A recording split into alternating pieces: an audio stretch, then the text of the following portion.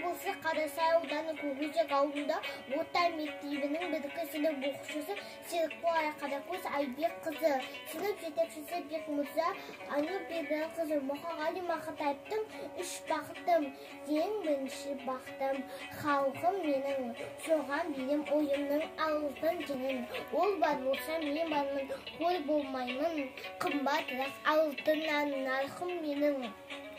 Ал екінші бақытым тілім менің, тас жүректі тілім мен тілім дедім. Кейде дүниеден түңілсем де, қасиетті тілінен түңілмедім. Бақытым бар үшінші отан деген, Құдай деген кім десе отан берем. Оты сөнген жалғанда жан барсың ба, ойланбайық кел дағы отан менен. Түтін өз өрігі көгере бер, немерелер көбесін, шөберелер жаныңда ұста. Жақсылық күтпегейсің, от емес оқ сұрасаң менен. Егер үш бірдей бақытым бар алақанда, мені мұндай бақытты ғып жаратар ма?